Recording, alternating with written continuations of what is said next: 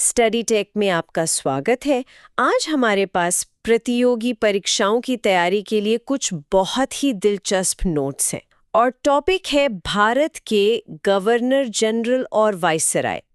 ये नाम इतने सारे हैं और इनके काम भी कि अक्सर कंफ्यूजन हो जाता है, लेकिन आज इन नोट्स की मदद से मुझे लगता है हम इस उलझन को हमेशा के लिए सुलझाने वाले हैं। हाँ बिल्कुल।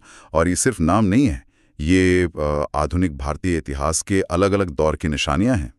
स्टडी टेक के नोट्स की खास बात यही है कि ये मुश्किल जानकारी को बहुत ही मज़ेदार ट्रिक से जोड़ते हैं।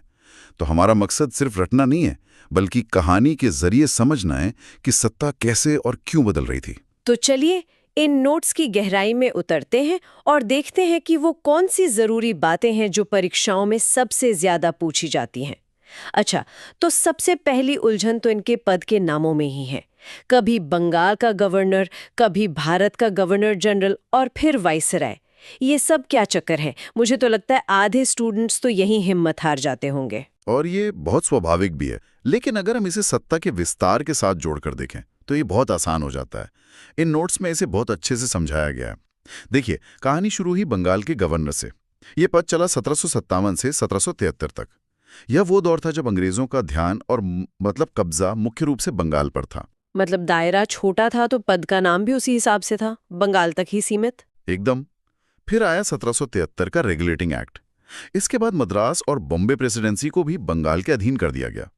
अब बंगाल का गवर्नर सिर्फ एक प्रांत का मुखिया नहीं रहा, वो इन सबका जनरल हो गया। तो पद बन गया बंगाल का गवर्नर जनरल, और ये चला 1833 तक। अच्छा, तो ये सिर्फ सत्ता का विस्तार नहीं था। मैंने कहीं पढ़ा था कि ये एक्ट इसलिए भी जरूरी था क्योंकि ईस्ट इंडिया कंपनी के अफसर बेगाम होकर लूट मचा रहे थे। हाँ, सही पकड़ा आपने। ये बहुत जरूरी पॉइंट है। कंपनी के अफसर रातों रात अमीर होकर ब्रिटेन लौट रहे थे, जिससे ब्रिटिश संसद को शक हुआ। तो ये एक्ट सिर्फ इलाकों को जोड़ने के लिए नहीं था, बल्कि कंपनी के ऊपर ब्रिटिश सरकार का कंट्रोल स्थापित करने की पहली बड़ी कोशिश थी। इसीलिए तो इसे रेगुलेटिंग एक्ट कहते हैं। ये कंपनी को रेगुलेट करने के लिए था। समझ गई। मतलब इलाके बड़े और साथ में लगाम भी कसी गई। फिर भारत का गवर्नर जनरल ये कब बना? तो 1833 तक अंग्रेजों का कब्जा लगभग पूरे भारत पर हो चुका था। तो अब बंगाल का गवर्नर जनरल कहना छोटा लगता था, है ना?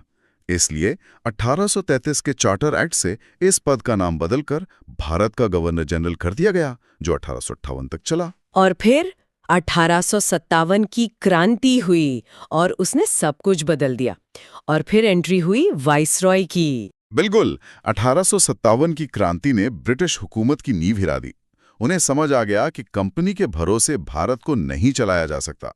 तो उन्होंने ईस्ट इंडिया कंपनी का राज खत्म कर दिया और सत्ता सीधे ब्रिटेन की महारानी के हाथ में चली गई। वायसराय शब्द का मतलब ही होता है शाही प्रतिनिधि। तो 1858 से 1947 तक जो भी इस पद पर आया, वो सीधे रानी का प्रतिनिधि बनकर आया। ये सिर्फ नाम का बदलाव नहीं था, ये सत्ता के केंद्र का बदलाव था, कंपनी से क्राउन तक। वाह, तो ये तो पूरी कहानी है। बंगाल से शुरू होकर पूरे भारत पर कब्जा और फिर सीधे रानी का राज। अब ये नाम कभी नहीं भूलेंगे। चलिए अब उस हिस्से पर आते हैं जिसका मुझे इंतजार था। स्टडी टेक के नोट्स में एक मास्टर ट्रिक है जो इन सारे पहले और आखिरी लोगों के नाम एक लाइन में याद करा देती है। लाइन है, रॉबर्ट है विलियम की मौसी। ये सुनने में तो मजेदार है, पर काम कैसे करती है? ये लाइन किसी जादू की तरह काम करती है। ये सिर्फ एक वाक्य नहीं है, ये भारतीय इतिहास के 6 महत्वपूर्ण पड़ावों का सार है। चलिए इसे खोलकर समझते हैं। ठीक है, तो सबसे पहले है रॉबर्ट। ये तो रॉबर्ट क्लाइव ही होंगे, प्लासी की लड़ाई वाले। एकदम सही। रॉबर्ट से हमें याद रखना है रॉबर्ट क्लाइव, बंगाल का पहला गवर्नर। यहीं से कहानी शुरू होती है। रॉबर्ट है से हेस्टिंग्स, वॉरेन हेस्टिंग्स। हाँ, आपने सही पकड़ा। है से है वॉरेन हेस्टिंग्स। जब पद बदलकर बंगाल का गवर्नर जनरल हुआ तो पहला गवर्नर जनरल यही बना। तो रॉबर्ट क्लाइव पहला गवर्नर और वॉरेन हेस्टिंग्स पहला गवर्नर जनरल।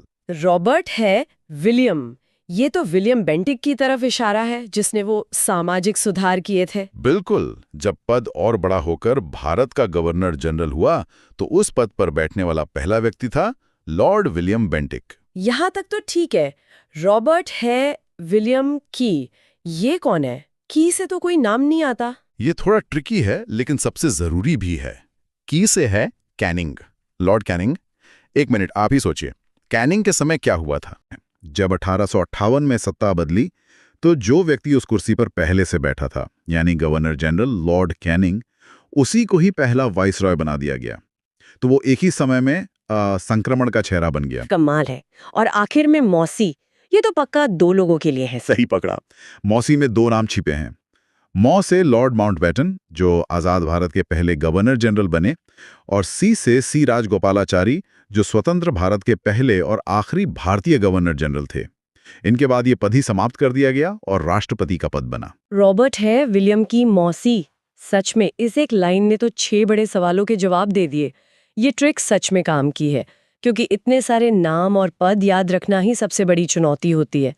अब ये तो साफ हो गया कि कौन पहला था और कौन आखिरी, लेकिन स्टडी टेक के नोट्स के मुताबिक इतिहास के 90% सवाल सिर्फ 7 लोगों के इर्द गिर्द घूमते हैं। चलिए एक एक करके इन्हें और इनकी ट्रिक्स को समझते हैं। शुरुआत करते हैं वॉरेन हेस्टिंग्स से, जिसे नोट्स में सिस्टम बनाने वाला कहा गया है। वॉरेन हेस्टिंग्स मतलब 1773 से 85, इसने वाकई में ब्रिटिश शासन की प्रशासनिक नींव रखी। उससे पहले रॉबर्ट क्लाइव ने एक अजीब व्यवस्था शुरू की थी जिसे द्वैध शासन कहते हैं। हाँ, ये द्वैध शासन मैंने कई बार सुना है, पर ये था क्या असल में? ये वो अजीब व्यवस्था थी जहां टैक्स यानी पैसा तो कंपनी वसूलती थी, लेकिन प्रशासन और जनता की भलाई की जिम्मेदारी बंगाल के नवाब की थी।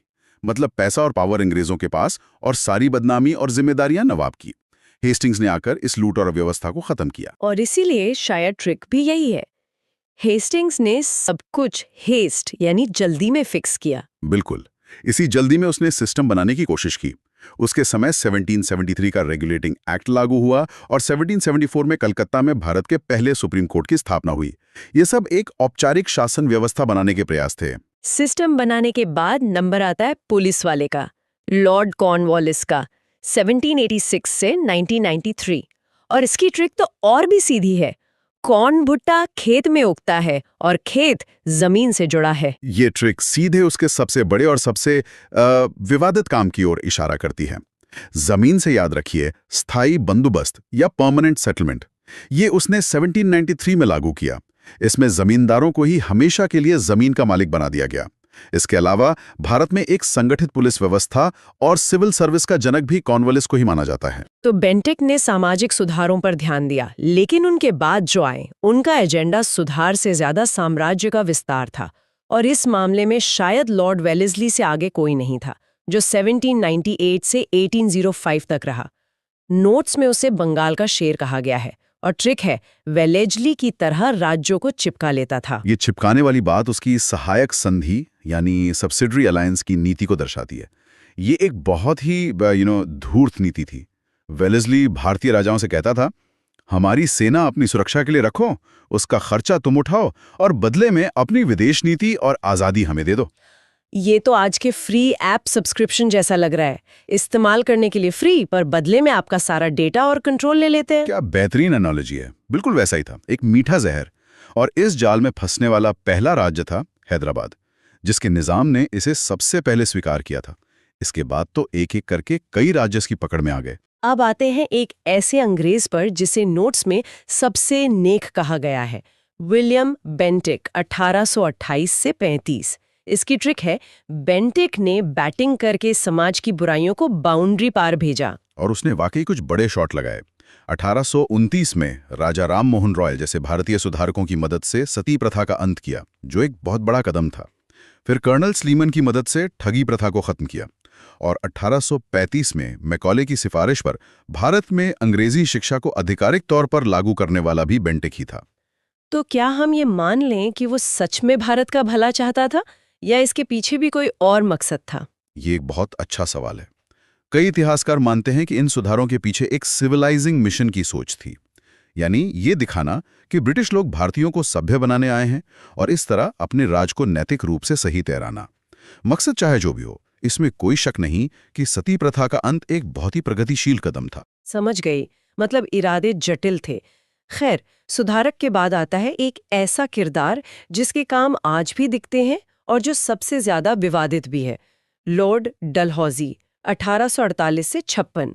स्टडी टेक की ट्रिक कहती है, डलहौजी इज इक्वल टू डल में कुछ काला था, हड़प नीति, पर रेल भी वही लाया। इसके काम दोधारी तलवार की तरह थे और ये ट्रिक इसे बखूबी पकड़ती है। एक तरफ उसने भारत को आधुनिक बनाने वाले कई काम किए। 1853 में बॉम्बे से ठाणे तक भारत की पहली रेलवे लाइन बिछवाई, डाक टिकट और तार सेवा शुरू की। ये सब भारत के इंफ्रास्ट्रक्चर के लिए मील के पत्थर साबित हुए। ये तो हो गया अच्छा वाला हिस्सा। अब दाल में काले की बात करते हैं। तो वो एक हाथ से निर्माण कर रहा था और दूसरे हाथ से राज्य हड़प रहा था। ये हड़प नीति क्या थी? वो उसका स्याह पक्ष था। हड़प नीति या डॉक्ट्रिन ऑफ लैप्स के तहत जिस भी भारतीय राजा का अपना खून का वारिस यानी बेटा नहीं होता था, उसके राज्य को गोद लेने की इजाजत नहीं दी जाती थी और सीधे ब्रिटिश साम्राज्य में मिला लिया जाता था। झांसी की रानी लक्ष्मीबाई का संघर्ष इसी नीति के खिलाफ था। सतारा, नागपुर, अवध।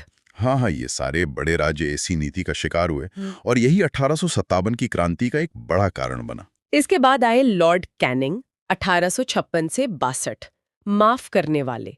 हमारी मास्टर ट्रिक का की इसी के लिए था।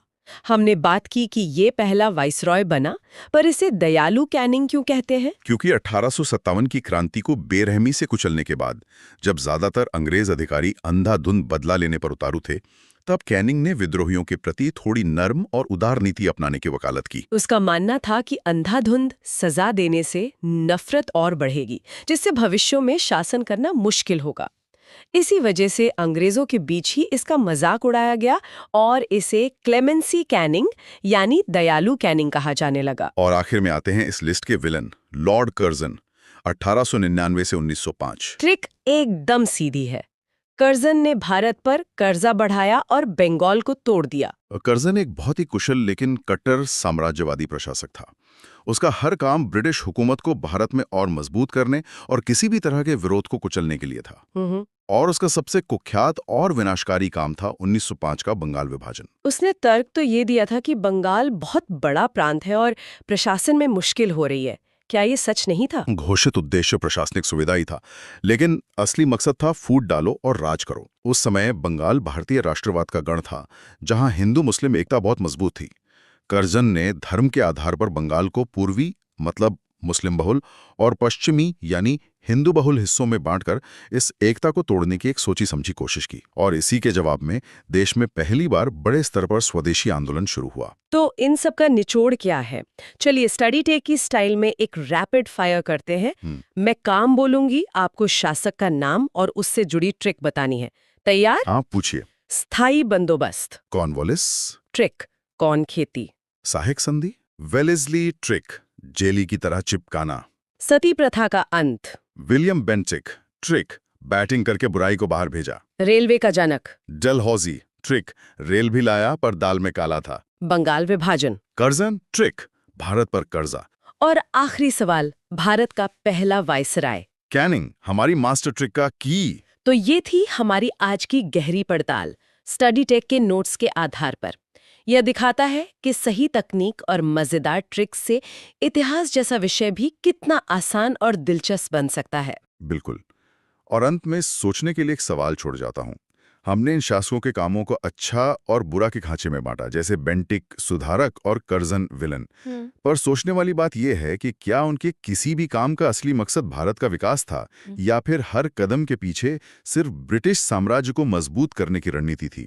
क्या रेलवे सच में भारतीयों की सुविधा के लिए बनाई गई थी, या फिर देश के अंदरूनी हिस्सों से कच्चा माल बंदरगाहों तक और सेना को विद्रोह कुचलने के लिए जल्दी पहुंचाने के लिए? उनके सुधारों के पीछे की असली राजनीति क्या थी? इस पर सोचिए।